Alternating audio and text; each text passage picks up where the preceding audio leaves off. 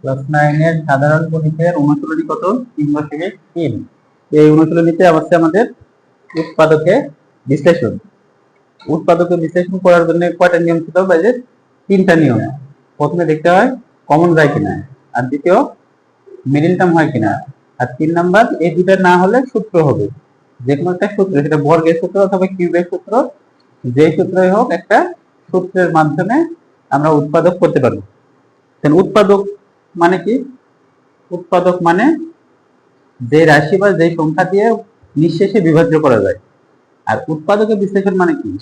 উৎপাদকের বিশ্লেষণ মানে একটা রাশিকে দুই বা ততোধিক রাশির গুণফল আকারে প্রকাশ করাকে উৎপাদকের বিশ্লেষণ বলা হয়। একটা রাশি থাকবে, সেটাকে আমরা দুই বা ততোধিক তার বেশি রাশির গুণফল আকারে প্রকাশ করব।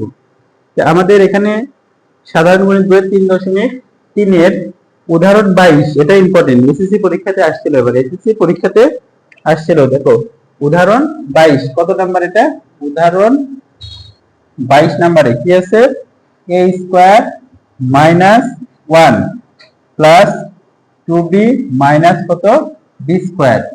তাহলে কি বললাম? উৎপাদক করার নিয়ম কয়টা? 3টা। প্রথমে দেখতে হয় যে কমন যায় কিনা। কমন গেলে তো দেখলে বোঝাই যাবে যে কমন যায় কিনা, মিল থাকলে কমন যাবে। আর যদি কমন না যায় তাহলে মিডল টার্ম হয় কিনা। মিডল টার্মের জন্য 3টা পদ লাগে। মিডল টার্ম কয়টা পদ লাগবে? 3টা। তাহলে এটা মিডল টার্ম হচ্ছে না।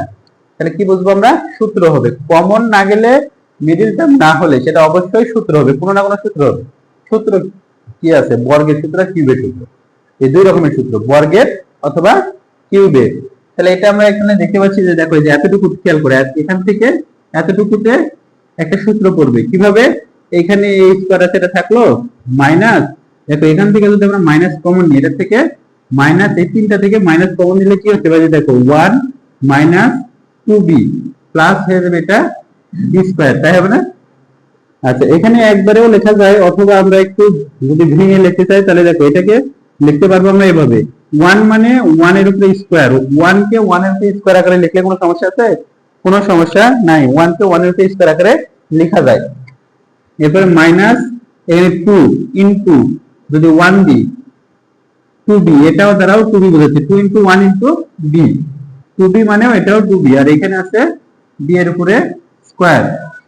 তাহলে এখানে আমাদের থাকলো a স্কয়ার মাইনাস এতটুকু সমান কিসের সূত্র বসছে এটা বলো তো? a square minus 2ab plus b square. তাহলে কি হবে?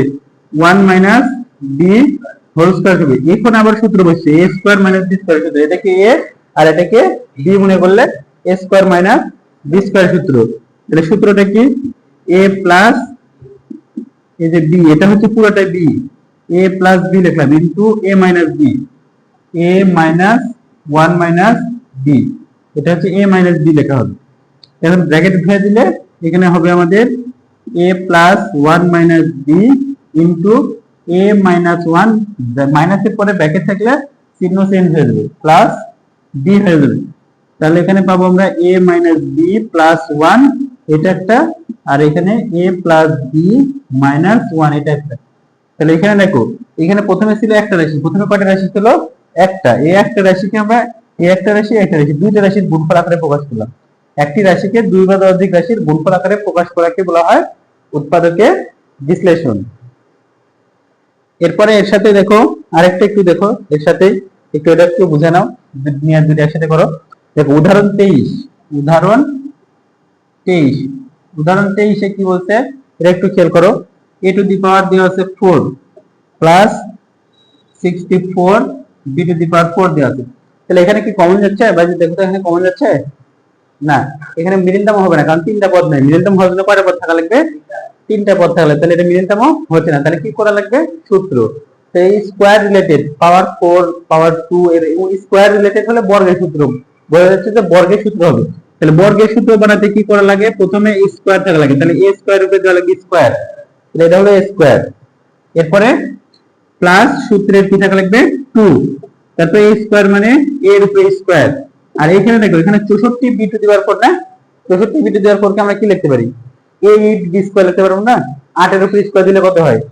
64 হয়। মানে যে এরকম এখানে 8 b স্কয়ার দিয়ে তার উপরে কি দেওয়া হবে? স্কয়ার। তাহলে 8 এটা কত হবে? 64। তাহলে এটা হলো a আর এটা হলো বি, তাহলে 2ab হবে, এখানে হবে 8b স্কয়ার। দেখো a, এই যে প্রথমে ব্র্যাকেটের মধ্যে যেটা আছে এটা হচ্ছে a, আর তারপরে এটা হলো b, তাহলে a square plus 2ab plus b square. এখন এইটা মানে এইটা, আর 8b স্কয়ার উপরে স্কয়ার মানে 64 ডিভাইডেড 4, কিন্তু এইটা কোথা থেকে আসলো? সূত্র বানানোর জন্য এটা আমরা যোগ করে লিখছি, এটা সূত্র বানানোর জন্য লেখা হয়েছে। কিন্তু তাহলে এটার সাথে এটা মিল না, তাহলে মিল করার জন্য এটা এখানে কত হচ্ছে, 8 দুগুণ 16, 16 স্কয়ার বি স্কয়ার, এখানে 16 স্কয়ার বি স্কয়ার, তাহলে আমাদের এখানে মাইনাস করতে হবে 16 a স্কয়ার বি স্কয়ার, তাহলে উপরের লাইনের সাথে মিললো।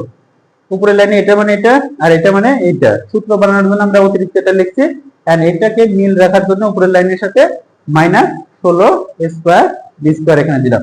তাহলে এখন আমরা এই যে a এতটুকু সমান কি লিখতে পারবো, a square plus 2ab plus b square সমান a plus b whole square.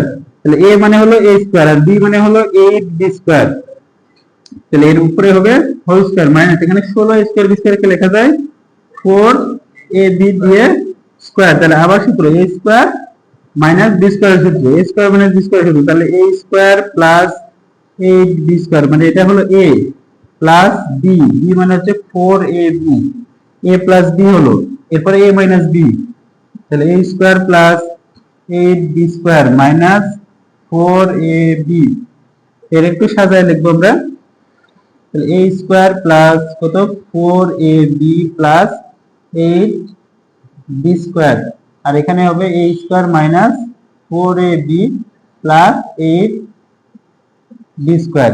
তাহলে এটাই হলো আমাদের অ্যান্সার। উপরে প্রথমে ছিল এটা একটা রাশি, একটা রাশিকে দুই বা ততোধিক রাশির গুণফল আকারে প্রকাশ করা হলো, একটি রাশিকে দুই বা ততোধিক রাশির গুণফল আকারে প্রকাশ করাকে বলা হয় উৎপাদকের বিশ্লেষণ।